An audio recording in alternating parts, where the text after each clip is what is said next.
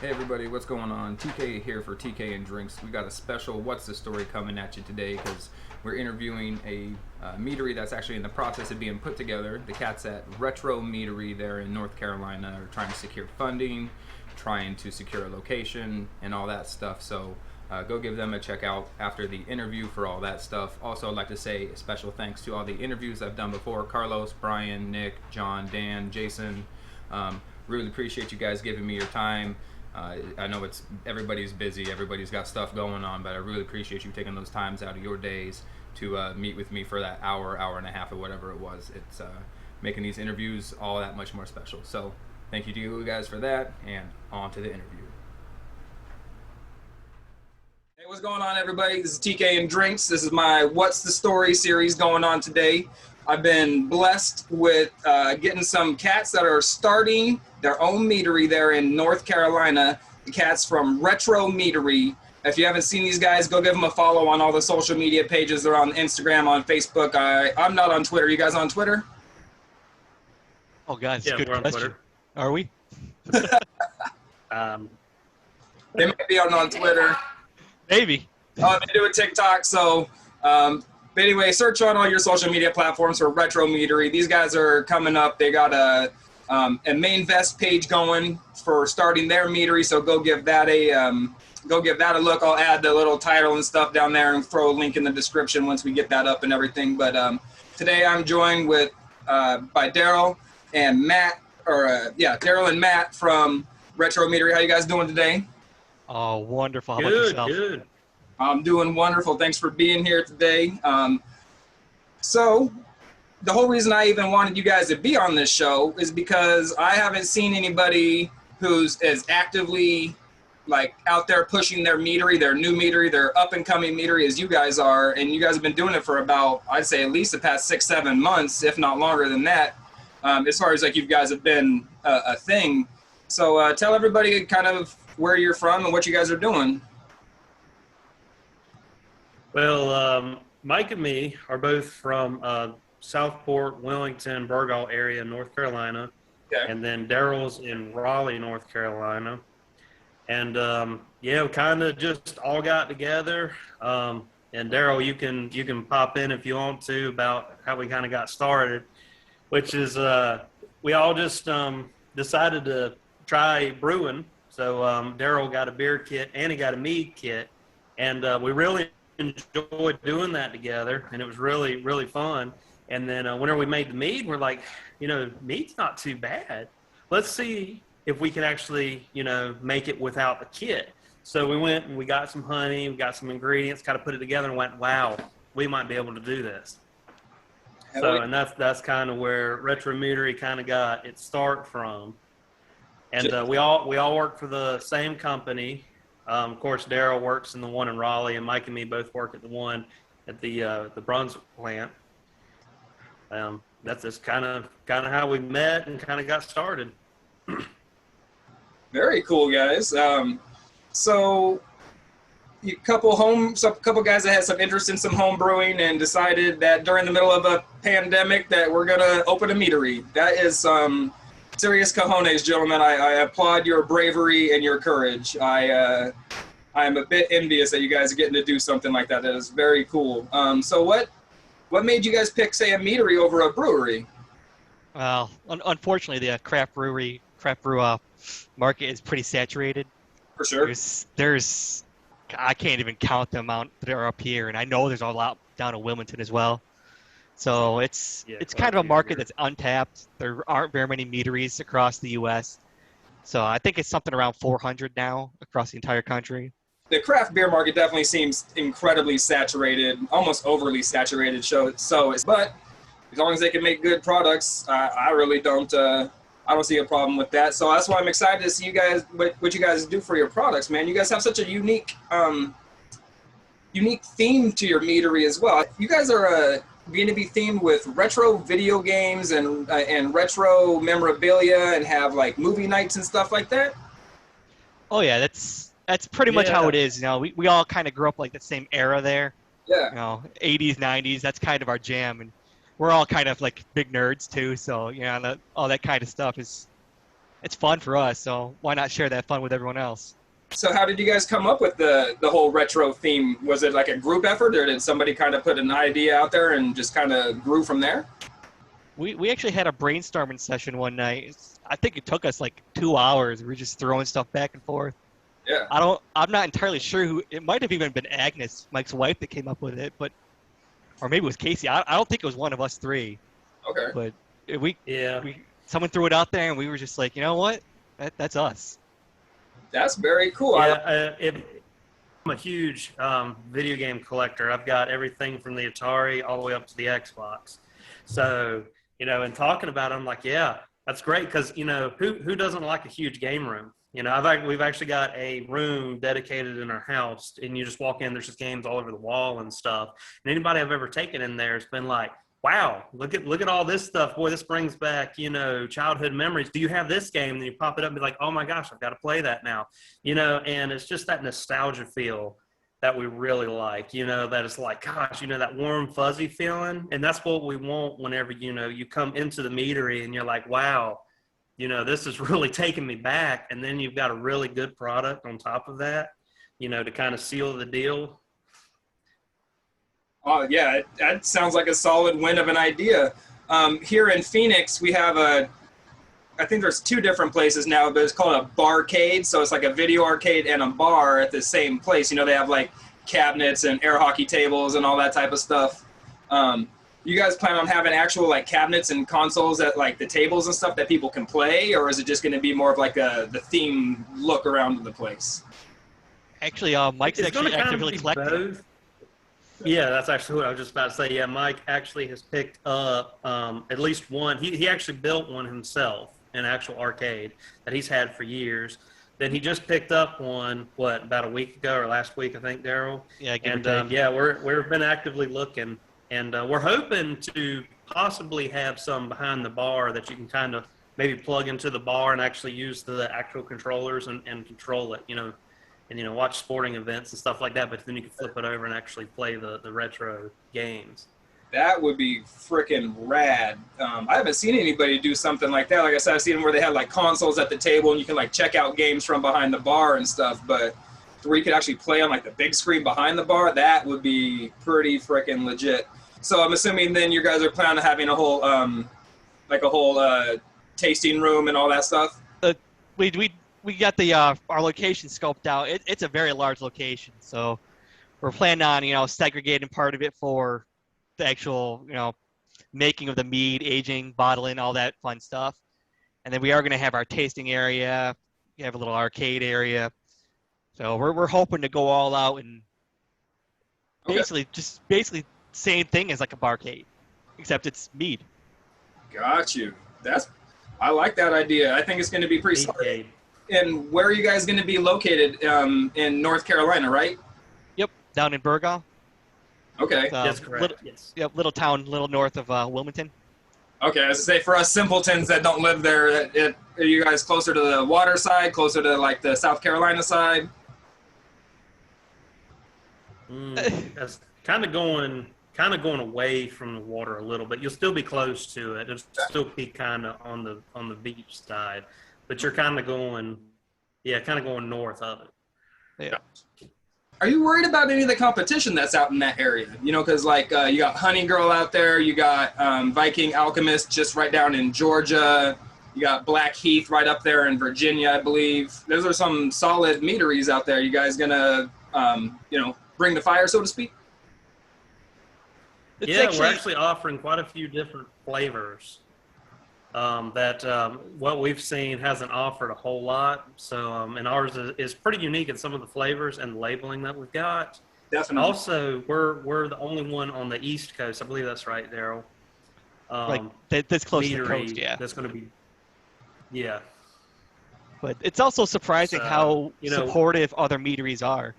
We have a bunch of commercial meaderies that are following us, and there's a lot of encouragement amongst actual commercial meaderies. I've noticed that as well. And it's kind of... Oh, go ahead, Matt. Oh, sorry. I was going to say that, it's kind of like one of those things. Whenever you taste something, like if you taste a certain type of beer, you're like, wow, this beer is really good. And this brewery over here is the same type of beer. And let me go try that. And let me go try this, you know, and you kind of easy into it. Like I got into craft beer, just some of the breweries that are around here.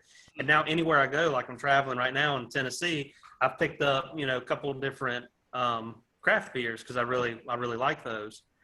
And, you know, same thing with wine. You know, big down here is Duplin Winery, you know, because I like sweet wines. So then whenever we travel, we find other, you know, sweet wines that we like, you know, and we might get it from there. I know Gatlinburg has a very good one as well. So it's kind of opening that door, you know, if it's around your area and you try it, then you'll be out searching more for it. Whenever you come across Retro Meadery, you get that kind of retro feel with it too, you know. So it's kind of like a window into Mead, because I've actually never heard of Mead until actually it was Mike that introduced it to me. It was a beer style Mead that he had me try, and then we made Mead. So that's the only two exposures to it that I ever had. Gotcha. And so you guys aren't really selling, I mean, you're selling Mead, but you're more selling the whole vibe, the emotion, the nostalgic feeling when you see the arcade pictures on the bottle and you see the whole tasting room and everything. It's not just a bottle of Mead, it's that you're selling nostalgia. Yeah, you're selling the whole experience. I like that. That's a good idea. It's more than just a product. It becomes a brand that way. Hey, man, kudos to you. I think that's a very admirable way to go about business. See here. So how many different mead flavors are you guys in the process of making? I've seen you on some of your posts that you got bottles with goodies in them. So what are you looking at already? I think we've done a total of about, I want to say 15 or 16 different flavors that we tried out. Okay. We have narrowed some of those down. Some of them just didn't turn out the way we were hoping. Sure. We do have our dry and our sweet traditionals. There's blueberry, raspberry, our sangria, which is actually our Packria. It'll play on Pac-Man there. We have an orange. We plan on the future of doing a mixed berry and a Ecto Cooler clone. Yes, Ecto Cooler clone, nice. So we plan on having some that are going to be available at the blueberry is also another big one. Yeah. But we plan on having some that are staples that are around the entire year. Like you go on there, you can order buy all the year round. Right. Then we're going to also develop some seasonals that, you know, fresh fruits. You know, local farmers, lots of local farmers around here. So we're going to work with them and offer some fresh fruits and some seasonals. And obviously, you know, you do your special editions, limited releases. So it'll vary by the season how many we're actually selling. Gotcha. And are you going to be doing stills and session stuff, or are you guys going to only start with the still? Right now, it's just the stills, but we are planning on, you know, experimenting and moving into some sessions. So. Yeah, I hear that canning line is not the cheapest thing to purchase. No, it is not. Yeah, but, so you know, cost of doing business, right? Exactly. Well, I mean, you guys are opening a meadery. I know you know the cost of opening that business, and from the other few other people that I've talked to about it, I don't, I don't envy your guys's your bill at the end of the day. That's going to be outrageous. But you're having a blast doing it, and you're going to, you know, get to do something really cool and become a pillar in your community. So it almost seems like it's a small price to pay, so to speak. Oh yeah, when you're having fun, it's not really work anyway. Exactly. So what's your favorite mead that you guys have made so far? Either one of you, or for both of you, actually. I've been enjoying the raspberry. We're out right now, so we're gonna be making more shortly. But that's my favorite so far. The raspberry. All right.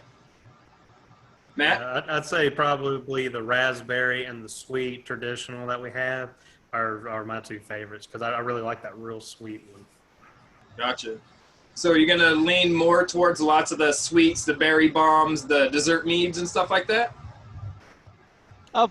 We're going to it's going to vary. It all depends on what base tastes better with it, whether it's more of a dry mead with the fruit or sweet with it. It'll really depend, and we're going to experiment with all of it and see which, you know, it's not just what we think is best, but we're doing tastings as well. So we're getting opinions from a lot of different people on what is actually better. So it's all subjective anyway, you know. Oh yeah. Not everybody likes the same stuff. Oh yeah, as definitely as somebody who's attempting to become a BJCP meat judge, it's everything is subjective. I mean, there's some objective things you can hit here and there for, you know, technical merits and things like that, but at the end of the day, somebody just might not like a flavor profile, and that's all there is to it, which is, you know, perfectly acceptable. Everybody's allowed to like whatever they want. I just think it's cool that you guys got this whole, you got everything, seems like you got everything dialed in there at the, on the flavor profile level. You got sweets, you got dries, you got berry flavors, you got traditionals. Have you guys made anything that you're most definitely not going to put on the menu? It was just absolutely turned sideways on you? We tried a chocolate coconut. Oh. And unfortunately, it might have just been the method we used, but it didn't turn out to taste that well, and it was a bit gritty. So it kind of got, you know, it got nixed real fast. Gritty is not a term I've ever heard for mead before. That's an interesting one. Yeah, it wasn't good, that's for sure. Got you. But I do like the sound of that. Definitely not a good way to put it. I like the sound of that flavor profile though, like an almond joy coconut chocolate type of.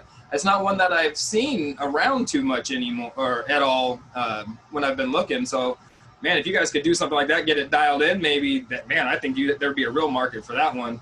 So, are all your labels gonna have, or all the names and labels gonna be, like customized for each flavor? Because I'm pretty sure all the labels that I've seen all look very similar so far. It's gonna be customized art for each one. It's gonna be the same type of style, but except for like the traditional sweet and dry, those are gonna have just the standard label. Okay. But every other flavor is gonna have its own version of that style of art, except for the orange has a special label. Ooh, what's so special about the orange label? It's actually a painting I did of my dog. She was our first mascot, but she passed in January. Oh, sorry to hear that. So Mike and Matt made that label up as a surprise to me, I guess. Oh, well, that's pretty cool. Hey, man, I love nostalgic stuff like that. It even fits right in with the rest of the theme there, dude. That's so cool. And sorry to hear about your loss, man. Loss of a pet is a devastating thing. I don't care what anybody says. That's right. Yeah, she was the first one to try the mead, because when we would spill it, she would be right there. So if she was approved and you're like, you know, we got something good here. That's right. Yeah, because she kept coming back to it, so you know it was good. That's awesome. I love it.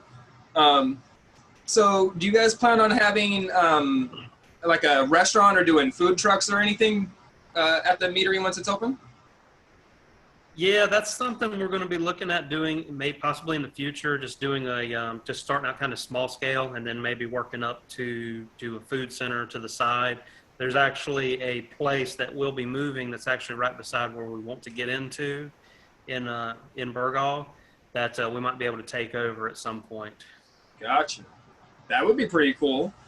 So I keep hearing you say we're, going to. So am I correct in assuming that you guys haven't secured your location? Is this not 100% of a thing that you're doing? The meadery is going to happen. The location, we've had a lot of issues like locking down a location. I got the one we're looking at right now is about as certain as we can possibly get at this point. Is it's still, since our funding isn't 100% secured yet, we can't really sign a lease and buy equipment without our funding in place. That's right. So you guys have that Mainvest going on. The kind of, is it technically considered crowdfunding, right? It's crowdfunding, but you are an investor instead of just donating money.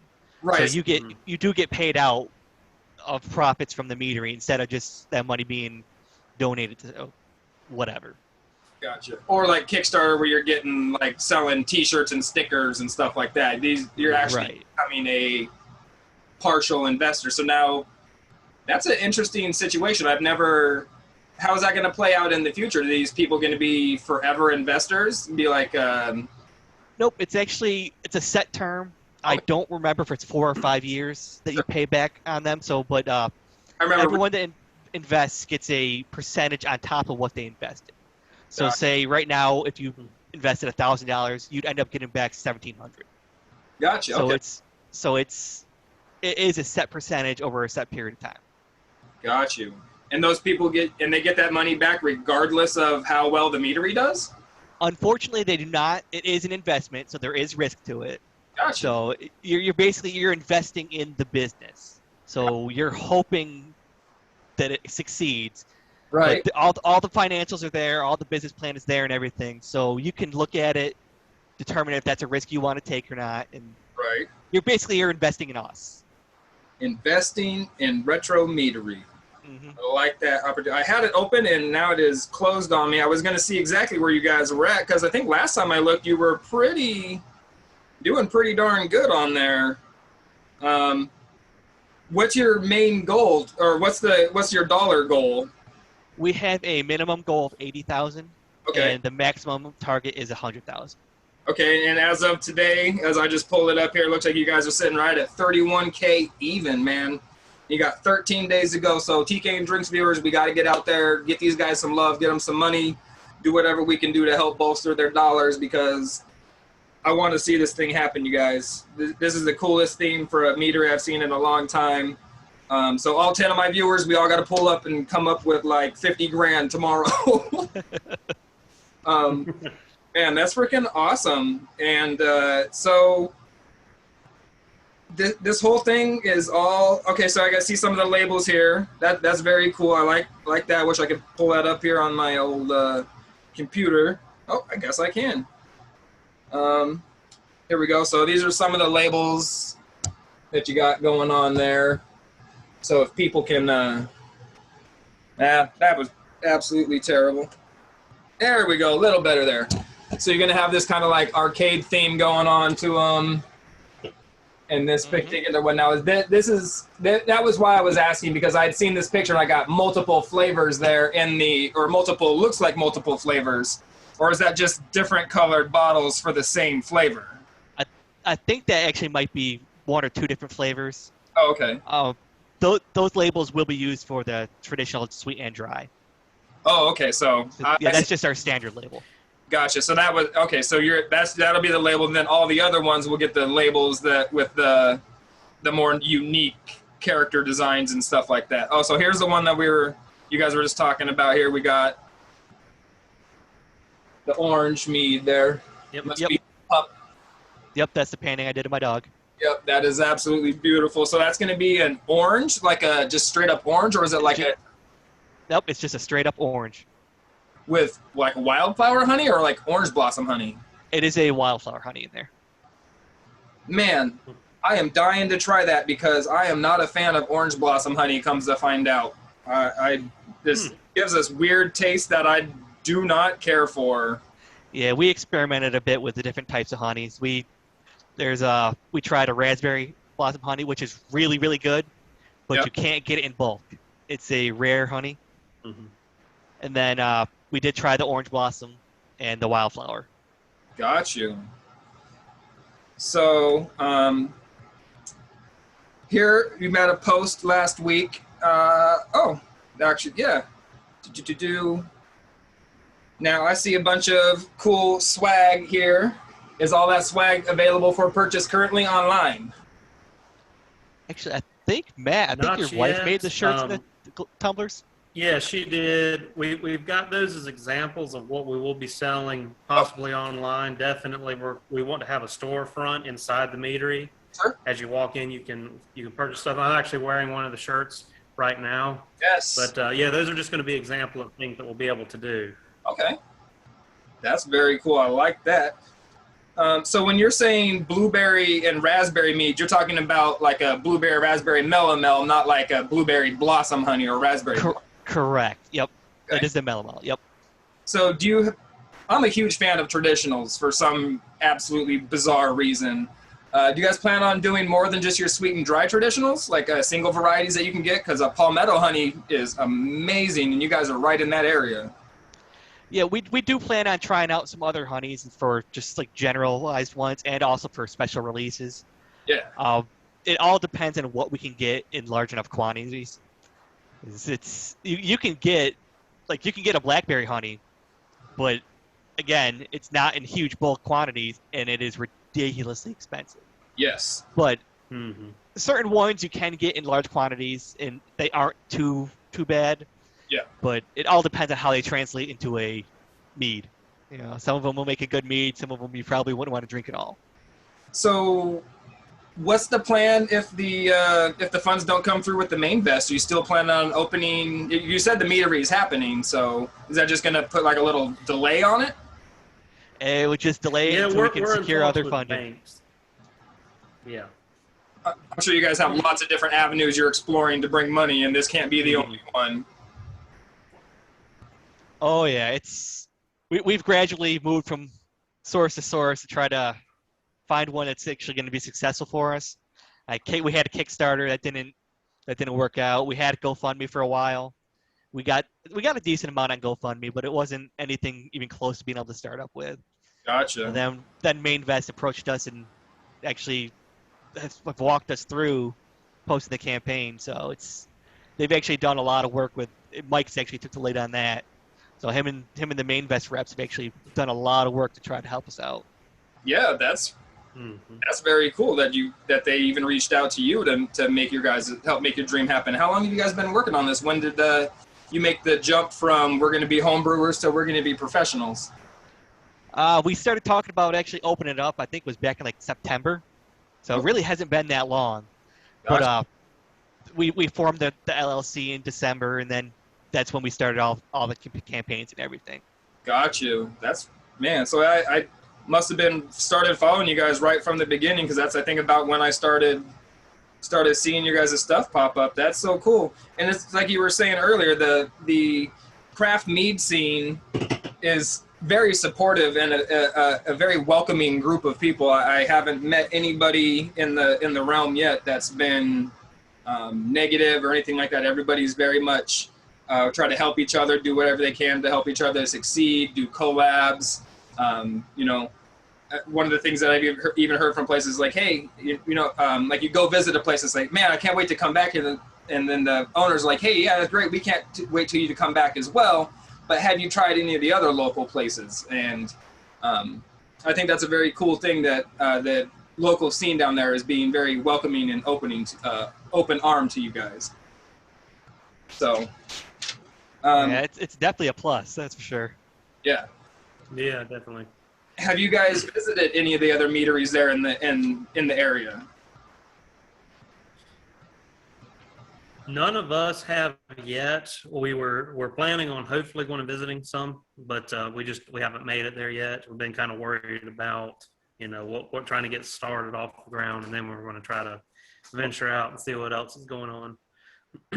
I just didn't know if you'd been like prior to starting everything, if you'd gone out and visited any of those meaderies. When did you guys start doing like the homebrew stuff? Was that not very long ago as well then? Oh, I've been homebrewing beer for about 7 years. Okay. So the beer I did a bunch of wine as well. Mead, that might have been my second mead kit when we first did it together. So the mead hasn't been very long. Got you. So one of the things that I'm learning as I talk to more mead makers and everything is a lot of mead makers have a preferred yeast strain. Do you guys have a preferred yeast strain that you're working with, or are you guys going to vary that from batch to batch? We are actually using 2 different yeast strains. Okay. For our traditionals, it's one, and then for all the flavor, the mellows, and everything else, it's a different one. It's based. What? Do you mind sharing what those are? It's. Oh God, what is it? Hold on, I can get that for you. Give me a second. Yeah. I'm just trying to be a little more inclusive to my audience. I know a lot of people, even though I don't understand, I'm learning, and I want to be able to just try to be more knowledgeable about the whole process. The fermentation and all that stuff, I certainly am picking up, but all the yeast strains and everything are all still a little bit new to me. Mm-hmm. Yeah, for the traditionals, we're using the Lalvin D47. Okay, D47. And for the mellows, it's the same company. It's the K1V116. Okay, those are definitely names that I've seen floating around in the forums and the chats and all the different things that I date myself by saying forums. But oh yeah. Well, hey, at least I'm amongst people who even remember what forums are, so that's definitely That's right. It's retro. it's retro, exactly. Get on my IRC channel later and talk about some mead. There you go. Oh man, so you talk about having a couple different meads throughout the year, some specialty releases, limited releases. What is one mead that you guys want to try to produce, but maybe the ingredients are too expensive or you can't get that honey flavor profile, but like what's like a dream mead flavor that you guys would like to produce? I'd kind of We like to would do one really with like a to- hot pepper, like a habanero or a jalapeno or something. Gotcha. We haven't tried anything like that yet, but that's kind of something I want to work towards. Very cool. What were you gonna say there, Matt? I was going to say one thing that I would really like is a sparkling mead because my wife and me absolutely love sparkling wines, and we're slowly getting the equipment to do that, but it is incredibly expensive to try to pressurize something. Gotcha. Carbonation. Yeah, that's again one of the things that I understand that anything beyond just standard still mead equipment starts really adding on the dollar signs. Yeah, so does upsizing. The bigger the vats, the more expensive they are. So you guys going to be starting with 80-gallon batches or smaller than that even? Actually, I think they are 147 gallon, the fermenters. And I think it's either 3 or 4 of them we're planning on getting. So you guys are talking about putting some bottles out there. Well, it'd still be a fairly small operation as far as like, Well, I just know the government's concerned, but yeah, it's fairly sizable to begin with.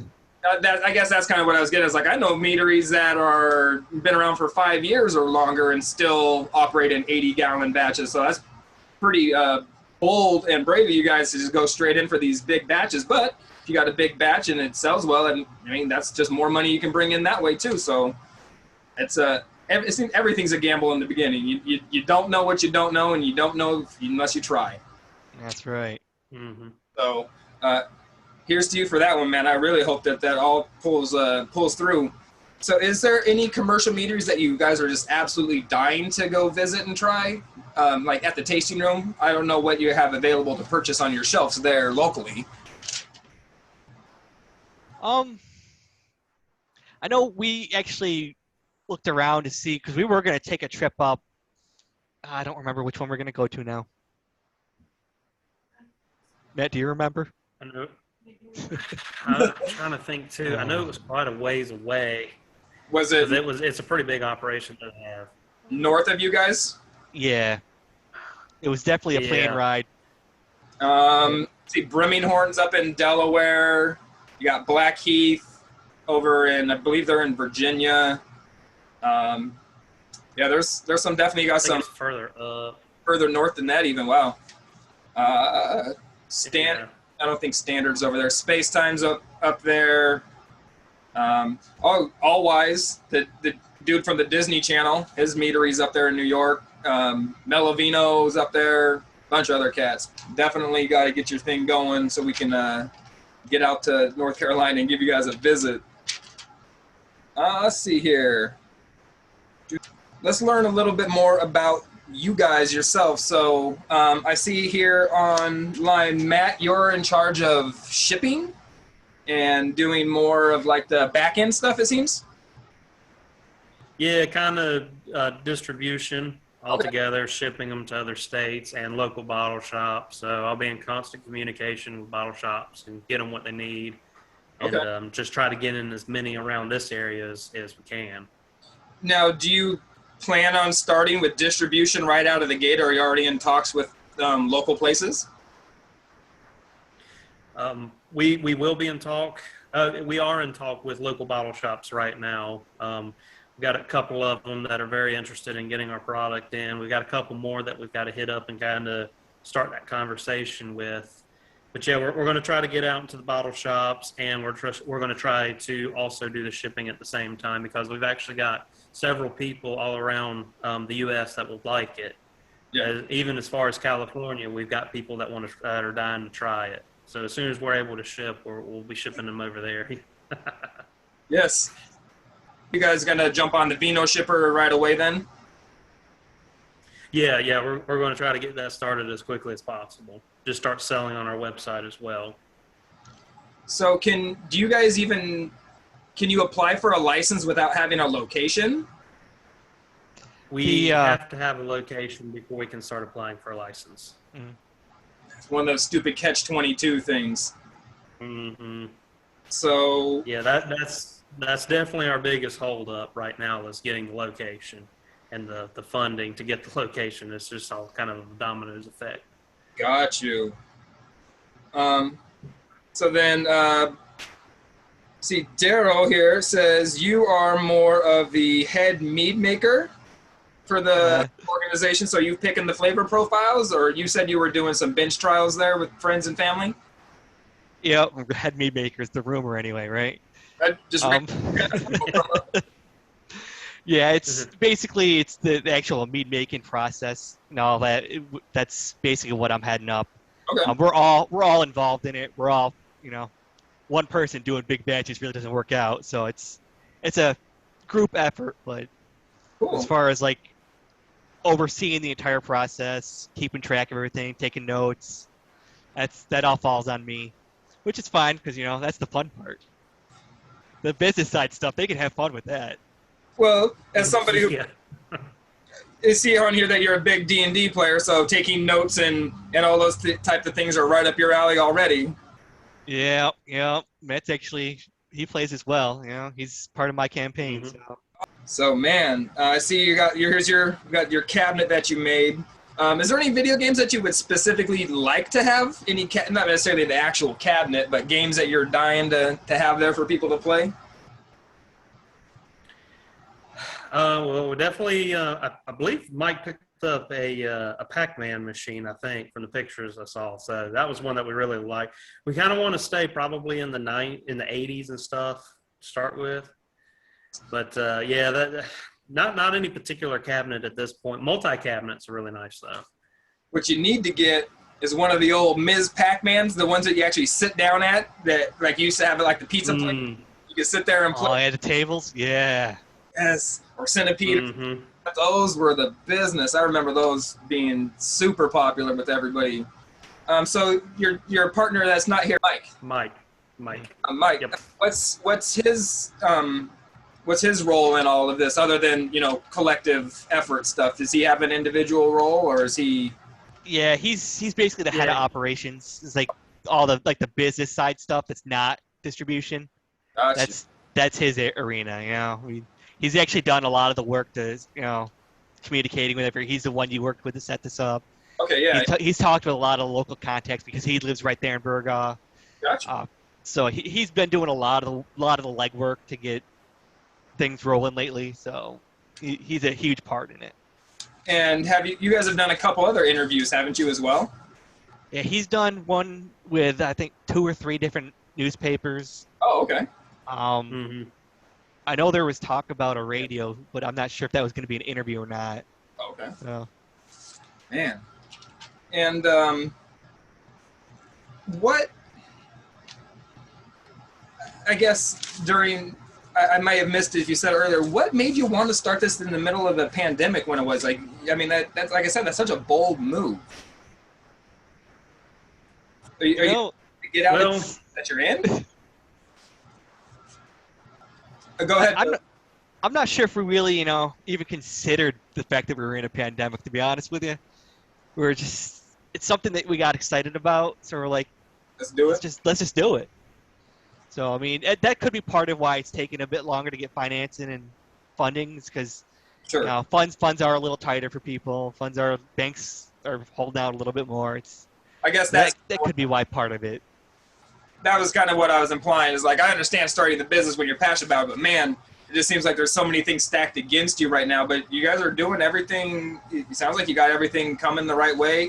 So back to another little technical question.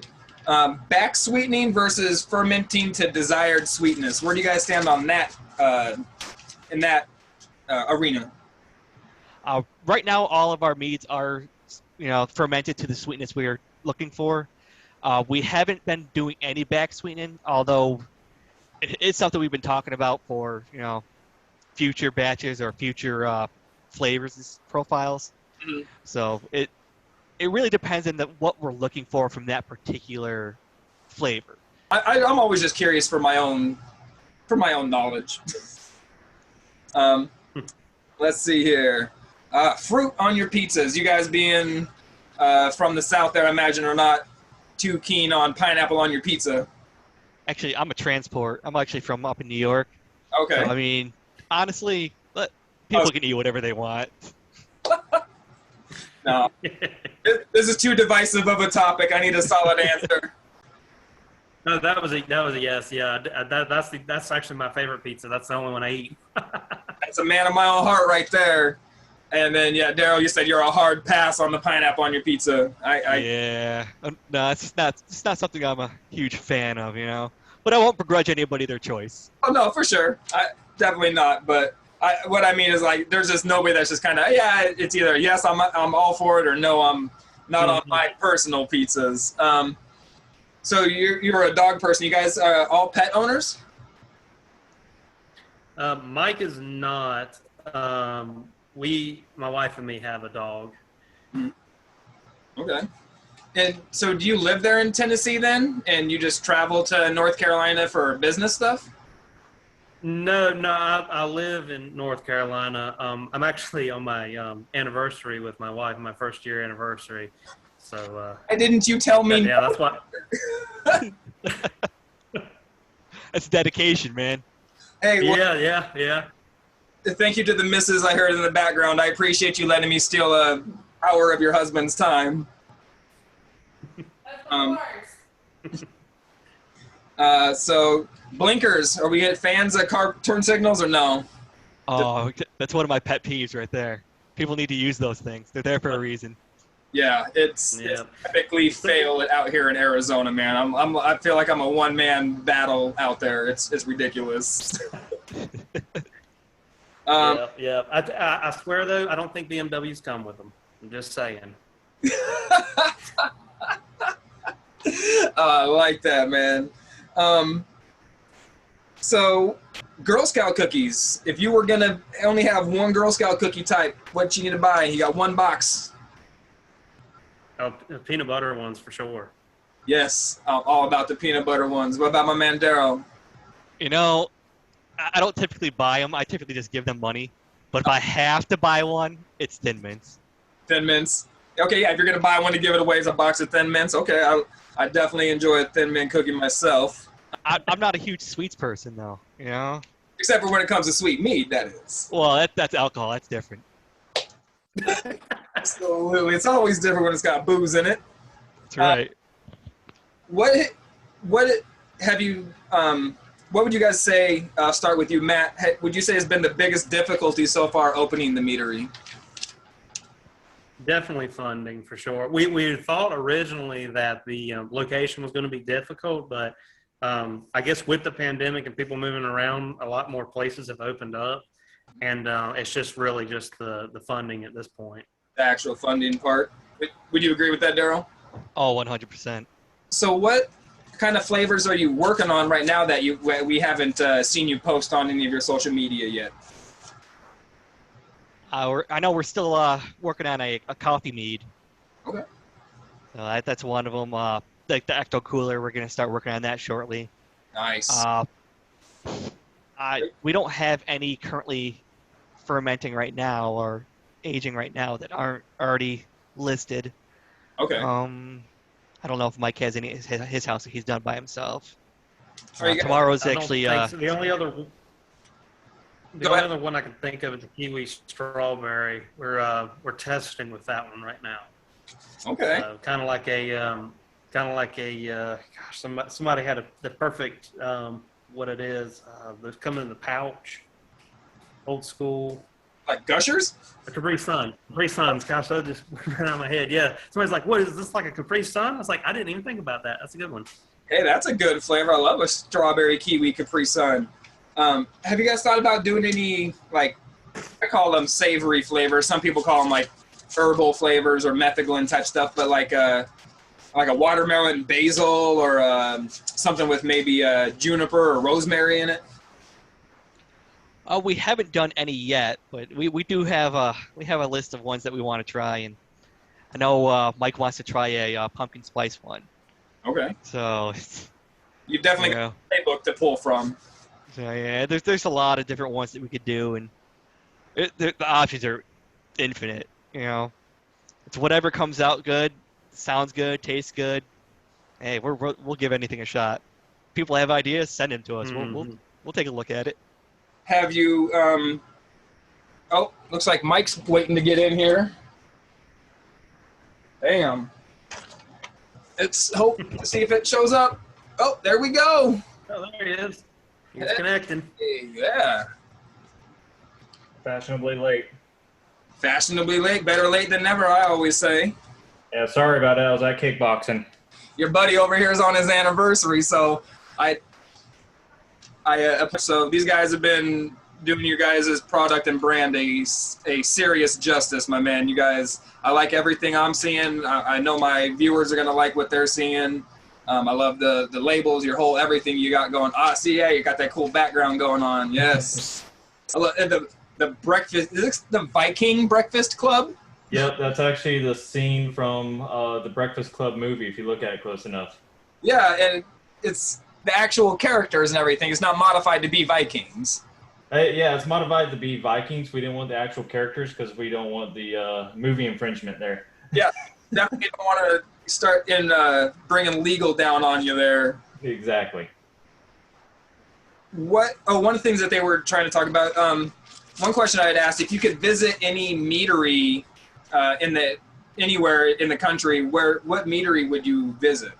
For me, it'd be Sap House Meadery.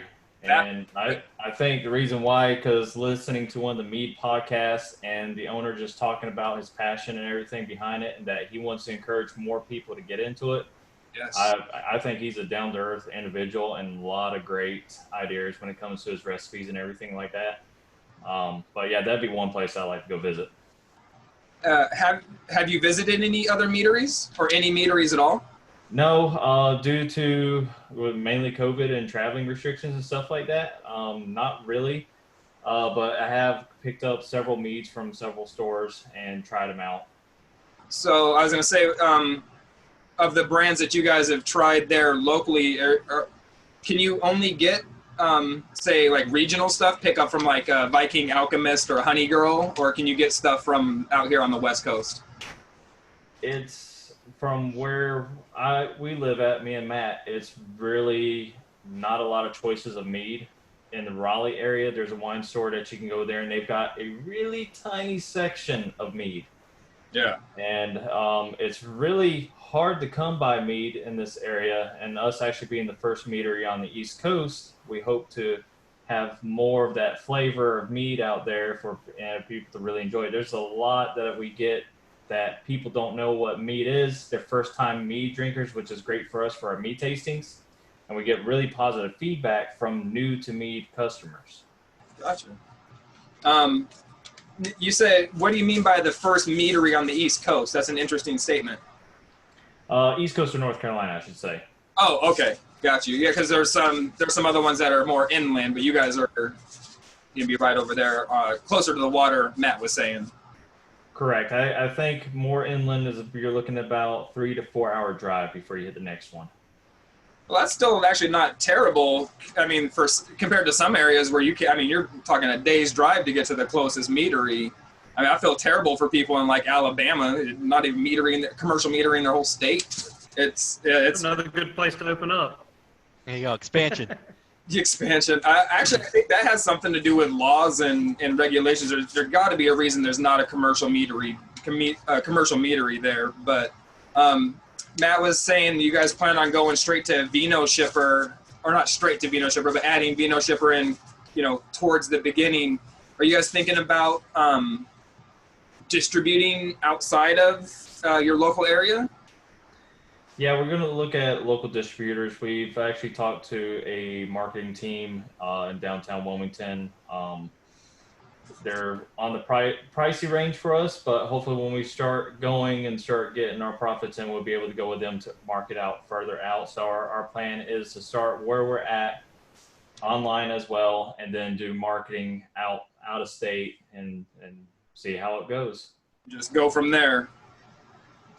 Which I will say, I've got a friend that I went to college with that lives in Australia, and she's already requesting some, and have a couple that are, I believe, from Denmark that are following us that's interested as well. We're not anywhere close to where we can do international, but that's a range that we could go to.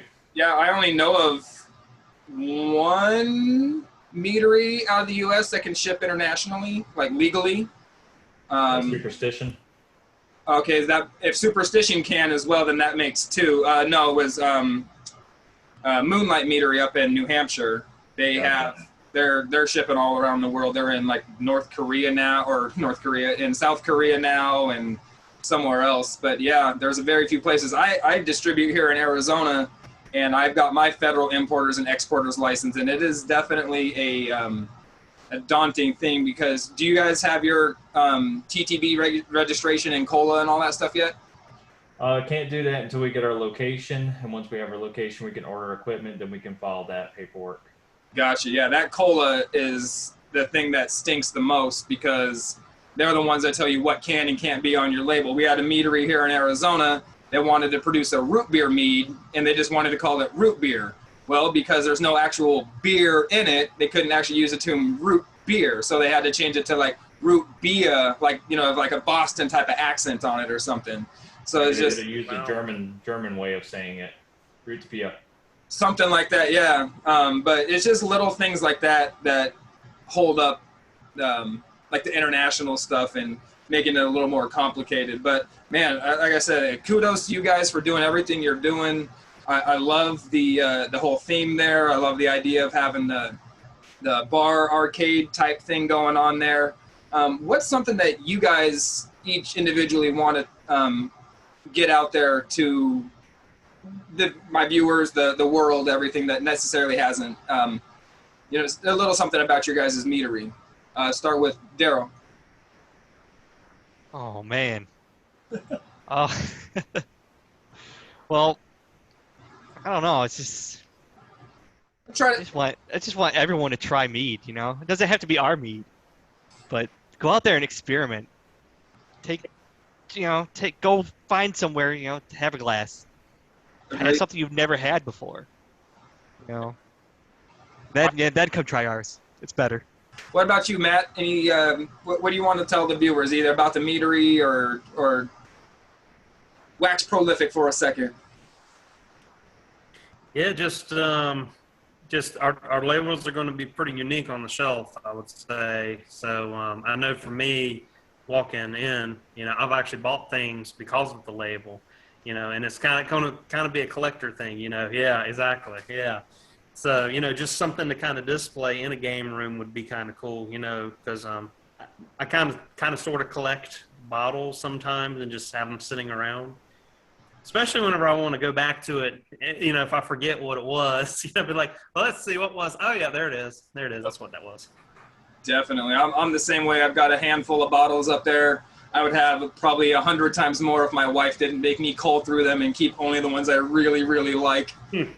Because she refuses to let me be a bottle hoarder, and probably for the better. But I definitely feel you on that one, brother. I would love to have a video game collection like you do. I'm sure that's absolutely amazing. What about you? Awesome, this collection. I have to take a picture of it and add it on the thing for your personality profile you had on there. What about you, Mike? What's something you want the viewers, the folks out there to know about yourself or the meadery?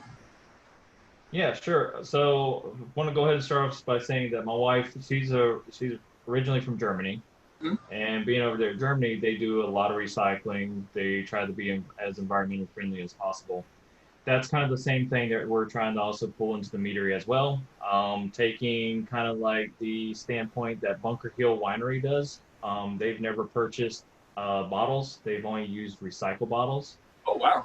That's something that we'd like to do as well, and that we've currently been doing. All of our bottles, as you can see in the background here, all these bottles are recycled. We get them from friends, we sanitize them, we sterilize them, we clean them up, and we reuse them. Fresh corks, and the bottles look beautiful. And we've also used the same bottles that we've given out for our tasters that we've gotten back. Our long-term goal is, I don't know if it was mentioned or not, is to purchase some land to do our own apiary. One, because we want to help the bees out. Two, we want to be able to provide our own honey, because honey is pretty expensive when you start looking at the 55-gallon barrels. Yup. And so that would be a main point for our business as well. Also, one of our plans to do is when we start selling our bottles is we would take a percentage of every bottle sold and be able to give that back at the end of the year to a local apiary. So we got a lot of environmental incentives that we're trying to pull into it. So that's the main thing I want to put out there. We want to be friendly as possible, have a great tasting product, and just be really fun with it. That sounds great. Are you guys working with a local apiary or a couple of local places, or are you just kind of picking and getting whatever you can because sometimes pickings are slim? Yeah, it's that way in North Carolina. There's not large enough apiaries to have the amount of honey that we're looking for. If there is one, we haven't heard of them yet. I've been trying to do my research, so as of right now, we don't have any local, but I might be able to get my hands onto some blueberry honey. And I just got a flat of blueberries today to go ahead and make our blueberry mead again. Nice. And fresh blueberries from our local farmer that they were just picked on Tuesday. When you're doing your blueberry mead, you guys adding those all into primary, or do you add some into primary and secondary, or how do you do that? They were all in the primary. Everything into primary. Everything in the primary. Got you. Does that give you, obviously that gives you your desired effect. Any particular reason you went with all in primary? You know, I don't think there's any technical reason why we did it. I think it's just the way we decided to do it the first time, and it gave us what we wanted. So it's just what we're rolling with. Stick with it. Right on. Have you done anything with in secondary or post fermentation? They're calling it these days, I guess.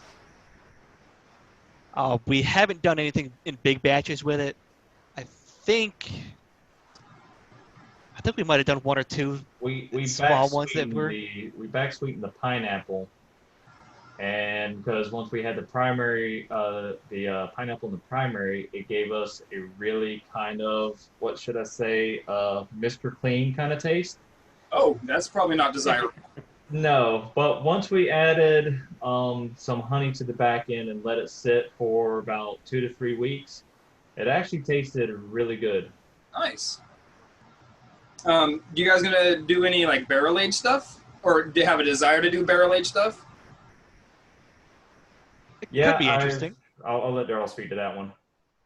Yeah, it definitely could be interesting. There are places that do use the barrels or use the cubes in their vats. Mm-hmm. The wood does impart a flavor, so I mean, hey, let's give it a shot, right? Hey, I'm all about it. So before we let you guys go here, let my man get back to his anniversary weekend. Any last things you want to say to anybody about the meadery? Go follow these guys on social media and all that stuff for sure. Hit them up on the Mainvest. Yeah, just check us out on social media. We'll keep that updated regularly. We constantly show what we're working on, what we're making, what we're doing, our plans. So that's the best way to keep track of us. And for anybody that comes and follows us, thank you very much for checking us out, and thank you for your time as well for bringing us in today.